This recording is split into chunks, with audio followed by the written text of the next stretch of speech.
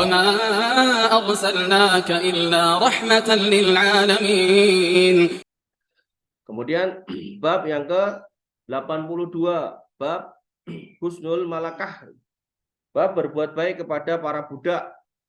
Kalau zaman dulu budak, orang yang diperjualbelikan yang kemudian bekerja kepada orang yang membelinya. Nah, kalau sekarang kan nggak ada, maka bisa dikiaskan di situ, yaitu karyawan, asisten rumah tangga, atau apapun itu namanya, yaitu orang-orang yang menjadi bawahan kita. Ya, kalau di kantor berarti anak buah kita, staf kita, gitu ya.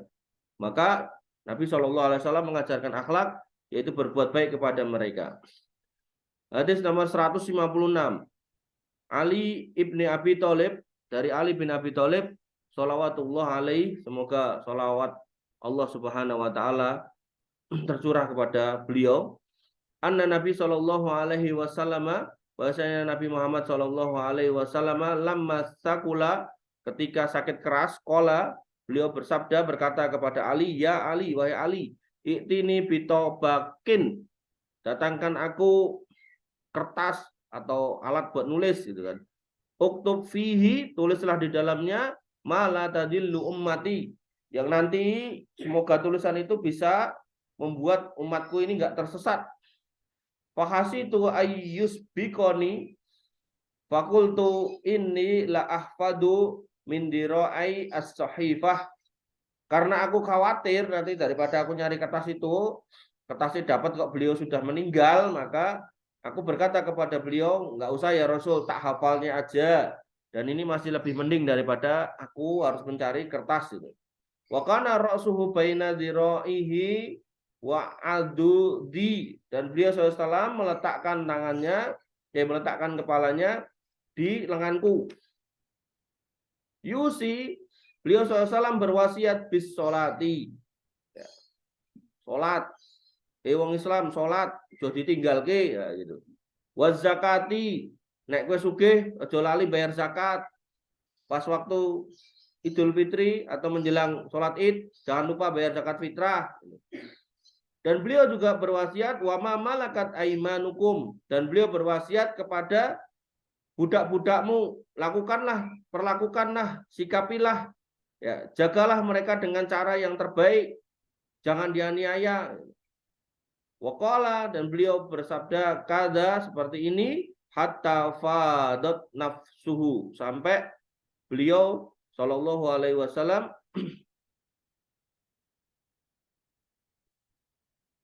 meninggal itu.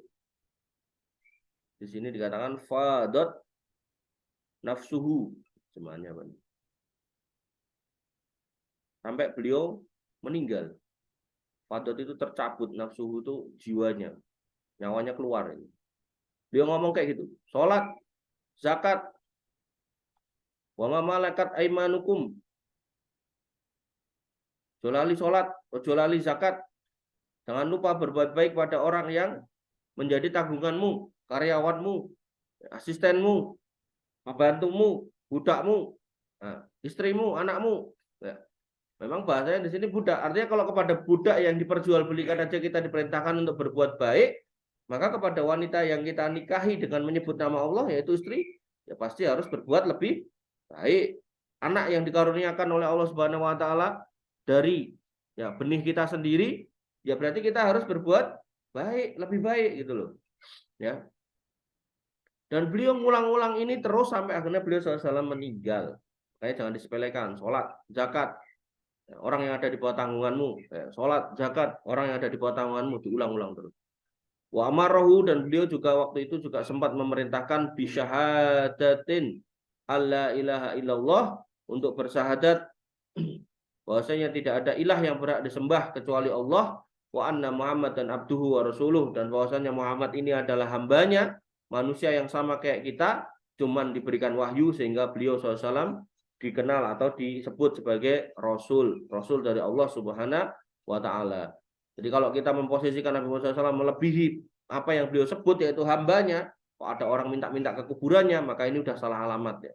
Maka barang siapa yang bersaksi seperti itu, mempersaksikan kalau nggak ada yang berhak disembah selain Allah, jadi selain dia ngomong la ilaha illallah, dia juga mempraktekkan kesehariannya, tidak berlaku syirik, La ilaha illallah, lah kan buang sajen gitu kan. Ya kan sebenarnya aku nyembah Allah ya ora kena. La ilaha illallah itu mewajibkan orang untuk meninggalkan semua sesembahan selain Allah.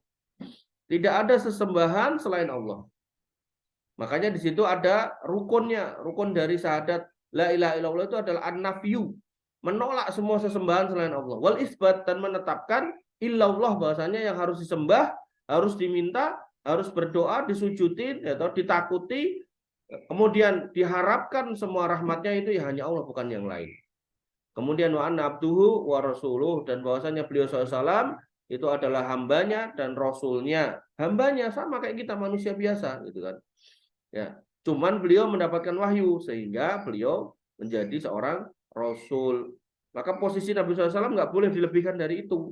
Maka ada orang yang bikin ya, teks sholawat yang berlebihan gitu kan, sholawat burdah. Situ dikatakan kalau kemudian bumi ini gitu kan tercipta karena kedermawananmu, ini nggak bisa kayak gitu, bahasa-bahasa kayak gitu. Ya, maka kita harus meninggalkan ucapan-ucapan yang melebihkan posisi Nabi SAW, melebihi kadarnya, ya. Nggak boleh. Termasuk kalau kita ziarah ke Masjid Nabawi, gitu kan, kemudian di sana sebagian orang tuh minta-minta gitu, ya Rasul saya minta jodoh, ya Rasul saya minta ini, pakai kertas, pakai coretan, ya nggak boleh.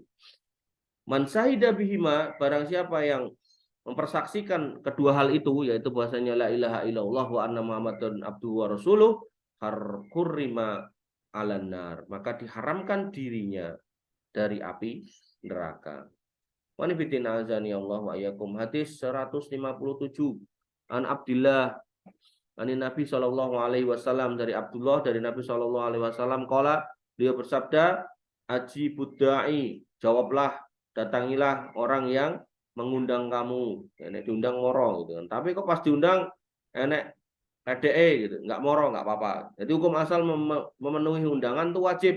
Tapi ketika di dalam undangan itu ada unsur kemaksiatan, kita boleh nggak datang.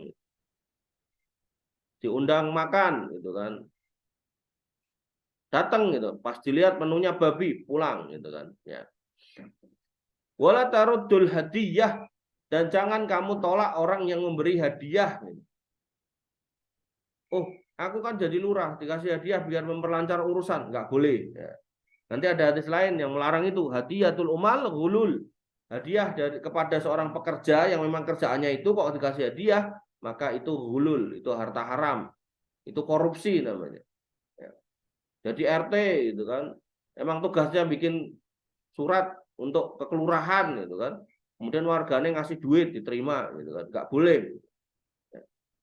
Kecuali sudah dirapatkan, ya diputuskan ya di ke-RT-an, kalau warga yang mau ngasih itu haknya Pak RT.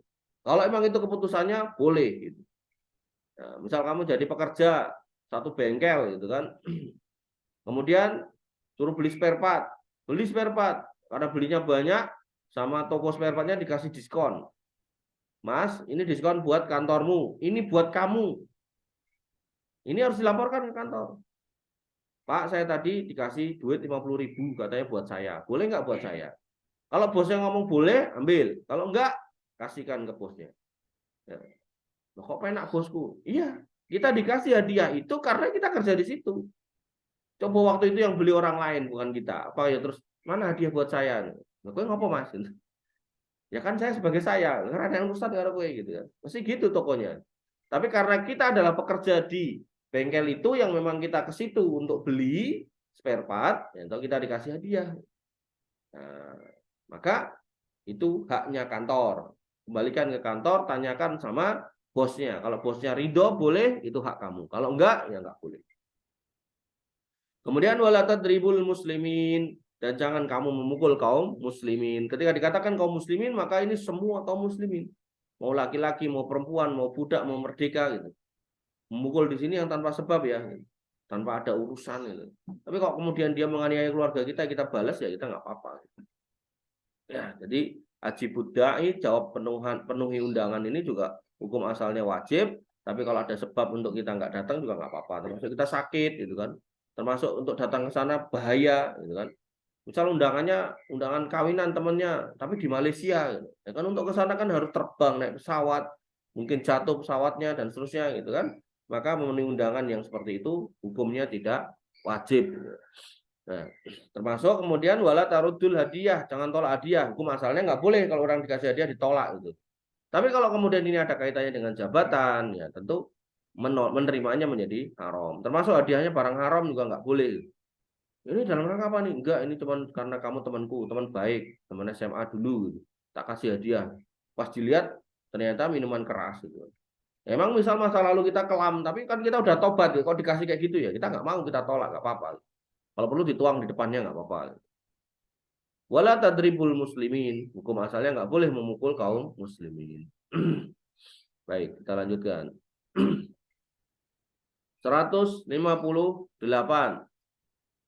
An Aliin sholawatullahi alaihi qala, dari Ali radhiyallahu an, beliau berkata, kana akhiru kalamin Nabi sallallahu alaihi wasallam, bahwasanya perkataan atau ucapan Nabi SAW yang terakhir yaitu as-sholah, as-sholah, salat gitu kan.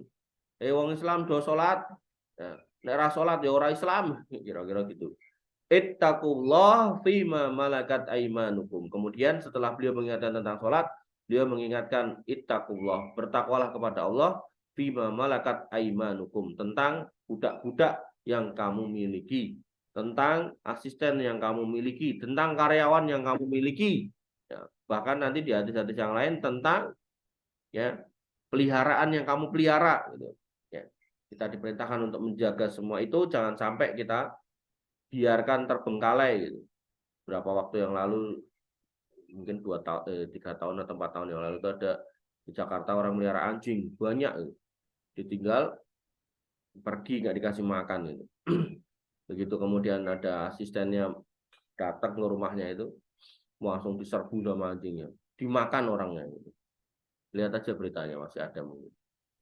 Baik, kita cukupkan sampai bab 82 ya. Insya Allah nanti kita lanjutkan di bab yang ke-83.